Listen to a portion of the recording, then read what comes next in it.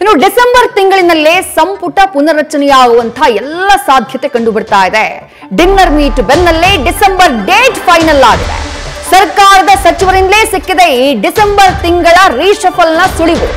ಸಂಪುಟ ಪುನರ್ರಚನೆಯ ಸುಳಿವನ್ನ ಕೊಟ್ಟಿದ್ದಾರೆ ಹಿರಿಯ ಸಚಿವರಾಗಿರುವಂತಹ ರಾಮಲಿಂಗಾರೆಡ್ಡಿ. 7 ರಿಂದ 8 ಹಿರಿಯ ಶಾಸಕರಿದ್ದಾರೆ, ಅವ್ರಿಗೂ ಅವಕಾಶ ಕೊಡಬೇಕಲ್ವಾ ಅಂತ ಹೇಳಿ ಸಚಿವ ರಾಮಲಿಂಗಾರೆಡ್ಡಿ ಅವರು ಹೇಳಿಕೆ ಕೊಟ್ಟಿದ್ದಾರೆ. ಆ 7 ರಿಂದ 8 ಸಚಿವರಿಗೆ ಸಿಗುತ್ತಾ ಅವಕಾಶ? ಅವರಿಗೆ ಅವಕಾಶ ಸಿಗಬೇಕು ಅಂದ್ರೆ ಯಾರಿಗೆಲ್ಲ ಕೊಡ್ತಾರೆ? ಈ ಚರ್ಚೆ ಈಗ ಆರಂಭವಾಗಿದೆ.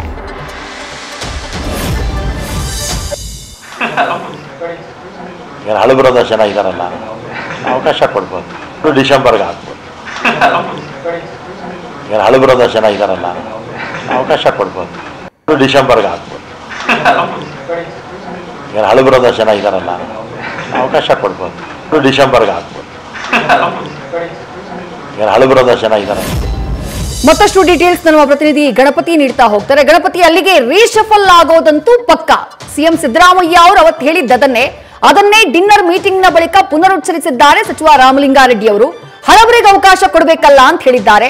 ಅಲ್ಲಿಗೆ ಯಾರ ಸಂಪುಟದಲ್ಲಿದ್ದಾರೋ ಅವರಿಗೆ ಕೊಕ್ ಸಿಗೋದಂತೂ ಗ್ಯಾರಂಟಿ ಅನ್ನೋದು ಸ್ಪಷ್ಟವಾಗ್ತಾ ಇದೆ. ಗಣಪತಿ, ವಿದ್ಯಾ ಖಂಡಿತ. ಯಾಕಂತಂದ್ರೆ ಕಾಂಗ್ರೆಸ್ ವಲಯದಲ್ಲೂ ಕೂಡ ಸಾಕಷ್ಟು ಚರ್ಚೆ ಆಗ್ತಿರುವಂತದ್ದು ಸಂಪುಟ ಪುನರ್ರಚನೆ ಜೊತೆಗೆ ಡಿಸೆಂಬರ್ ಕ್ರಾಂತಿ. ಅಂದ್ರೆ 2 ವಿಚಾರಗಳು ಬಹಳ ಸ್ಪಷ್ಟವಾಗಿ ನಾವು ಅರ್ಥ ಮಾಡ್ಕೊಳ್ಬೇಕು. ಒಂದು, ರಾಜ್ಯದಲ್ಲಿ ಸಿಎಂ ಬದಲಾವಣೆ ಆಗ್ತಾರೋ ಅಥವಾ ಸಂಪುಟ ಪುನರ್ರಚನೆ ಆಗುತ್ತೋ, ಇದು ಬಹಳಷ್ಟು ಚರ್ಚೆಯಲ್ಲಿತ್ತು. ಆದ್ರೆ ಇತ್ತೀಚಿನ ದಿನಗಳಲ್ಲಿ ಒಂದಷ್ಟು ನಾಯಕರು ಹೇಳಿರುವಂತದ್ದೇನು, ಸಂಪುಟ ಪುನರ್ರಚನೆ ಆಗುತ್ತೆ, ಯಾರೆಲ್ಲ ಪಕ್ಷಕ್ಕಾಗಿ ದುಡ್ದವರು ಇರ್ಬೋದು, ಜೊತೆಗೆ ಅವರಿಗೆ ಸಚಿವ ಸ್ಥಾನ ಕೈತಪ್ಪಿರುವಂತಹ ನಾಯಕರಿಗೆಲ್ಲರೂ ಕೂಡ ಈ ಬಾರಿಯೇ ಅದರ ನವೆಂಬರ್ ಇರ್ಬೋದು, ಜೊತೆಗೆ ಡಿಸೆಂಬರ್ ಅವಧಿಯಲ್ಲಿ ಕೂಡ ಅವರ ಚರ್ಚೆ ಇತ್ತು. ಆದ್ರೆ ಇವತ್ತು ಪಕ್ಷದ ಹಿರಿಯ ನಾಯಕರು ಹಾಗೂ ಹಿರಿಯ ಸಚಿವರಾದಂತಹ ರಾಮಲಿಂಗಾರೆಡ್ಡಿ ಅವರು ಒಂದು ಸ್ಪಷ್ಟನೆಯನ್ನು ಕೊಟ್ಟಿದ್ದಾರೆ. ನಿನ್ನೆ ಡಿನ್ನರ್ ಮೀಟಿಂಗ್ ಅಲ್ಲಿ ಒಂದು ಸಚಿವ ಸಂಪುಟ ಪುನರ್ರಚನೆ ಬಗ್ಗೆ ಚರ್ಚೆ ಆಗಿದೆ. ಅದರಲ್ಲೂ ಕೂಡ ಪಕ್ಷದಲ್ಲಿ ದುಡಿದಂತಹ ಹಿರಿಯ ಶಾಸಕರು ಯಾರಿದ್ದಾರೆ ಅವರಿಗೆ ಇನ್ನೂ ಸಚಿವ ಸ್ಥಾನ ಸಿಗ್ಲಿಲ್ಲ, ಅವರಿಗೆ ಅವಕಾಶವನ್ನು ಮಾಡಿಕೊಡ್ಬೇಕಾಗುತ್ತೆ. ಜೊತೆಗೆ ಇದು ಡಿಸೆಂಬರ್ ಅಲ್ಲಿ ಆಗುತ್ತೆ ಅನ್ನೋದು ಕೂಡ ಒಂದು ಸ್ಪಷ್ಟ ಒಂದು ಸುಳಿವನ್ನು ಕೊಟ್ಟರು. ಆದ್ರೆ ಇಲ್ಲಿ ಪ್ರಮುಖವಾಗಿ ನಾವು 2 ವಿಚಾರವನ್ನ ಗಮನಿಸಬೇಕಾಗತ್ತೆ.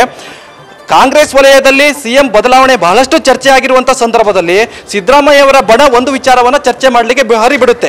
ಕಾರಣ ಏನು ಅಂತಂದ್ರೆ ನೋಡಿ, ಇಲ್ಲಿ ಪ್ರಮುಖ ಪುನರ್ರಚನೆ ಆಗುತ್ತೆ ಅಂದಾಗ ಇಲ್ಲಿರುವಂತಹ ಸಿಎಂ ಬದಲಾವಣೆ ವಿಚಾರ ಡೈವರ್ಟ್ ಆಗುತ್ತೆ ಅನ್ನೋದು ಕೂಡ ಒಂದು ತಂತ್ರ. ಹೀಗಾಗಿ ಈ ನಿಟ್ಟಿನಲ್ಲೂ ಕೂಡ ಜಮೀರ್ ಅವರು ಇರ್ಬೋದು, ಸಲೀಂ ಅವರು ಇರ್ಬೋದು, ಸಾಕಷ್ಟು ಅಂದ್ರೆ ಸಿದ್ದರಾಮಯ್ಯ ಅವರ ಬಣದಲ್ಲಿರುವಂತಹ ಅನೇಕ ನಾಯಕರು ಕೂಡ ಸಂಪುಟ ಪುನರ್ರಚನೆ ಬಗ್ಗೆ ಕೂಡ ಚರ್ಚೆ ಮಾಡ್ತಿರುವಂತದ್ದು. ಆದ್ರೆ ಒಂದಷ್ಟು ನಾಯಕರು ಕೂಡ ತಮಗೆ ಸಚಿವ ಸ್ಥಾನ ಸಿಗುತ್ತೆ ಅನ್ನೋದು ಬಿಟ್ರೆ ಆದ್ರೆ ಯಾವಾಗ ಏನು ಅನ್ನೋದು ಕೂಡ ಟೈಮ್ ಇರಲಿಲ್ಲ. ಆದ್ರೆ ಇತ್ತೀಚಿನ ದಿನಗಳಲ್ಲಿ ನವೆಂಬರ್ ಕ್ರಾಂತಿ, ಈಗ ಡಿನ್ನರ್ ಮೀಟಿಂಗ್ ಅಲ್ಲೂ ಕೂಡ ಈ ವಿಚಾರ ಚರ್ಚೆ ಬಂದಾಗ ಡಿಸೆಂಬರ್ ಅಲ್ಲಿ ಸಚಿವ ಸಂಪುಟ ಪುನರ್ರಚನೆ ಫಿಕ್ಸ್ ಅನ್ನೋದು ಕೂಡ ಈಗಾಗಲೇ ಹಿರಿಯ ನಾಯಕರ ಬಾಯಲ್ಲೇ ಕೇಳಿರುವಂತದ್ದು. ಹೀಗಾಗಿ ಸ್ವತಃ ಸಿಎಂ ಸಿದ್ದರಾಮಯ್ಯ ಅವರೇ ಹೇಳಿದರೆ ಒಂದಷ್ಟು ನಾಯಕರಿಗೆ ಅವಕಾಶ ಮಾಡಿಕೊಡುವಂತಹ ವಿಚಾರದಲ್ಲಿ. ಹೀಗಾಗಿ ಇಲ್ಲಿ ಸಿಎಂ ಬದಲಾವಣೆಯ ವಿಚಾರದ ಜೊತೆಗೆ ಸಂಪುಟ ಪುನರ್ರಚನೆ ಆದ್ರೆ ಅಸಮಾಧಾನಿತ ನಾಯಕರಿಗೆಲ್ಲ ಒಂದು ಅವಕಾಶ ಸಿಗುತ್ತೆ ಅನ್ನೋದು ಕೂಡ ಇದೊಂದು ಸ್ಪಷ್ಟ ಸಂದೇಶ ಆಗಿರುವಂತದ್ದು. ವಿದ್ಯಾ, ಥ್ಯಾಂಕ್ ಯು ಗಣಪತಿ ತಮ್ಮೆಲ್ಲ ಡೀಟೇಲ್ಸ್ಗೆ. ನ್ಯೂಸ್ ಫಸ್ಟ್, ನಿರ್ಭೀತಿಯಿಂದ ನಿಮ್ಮ ಪರವಾಗಿ.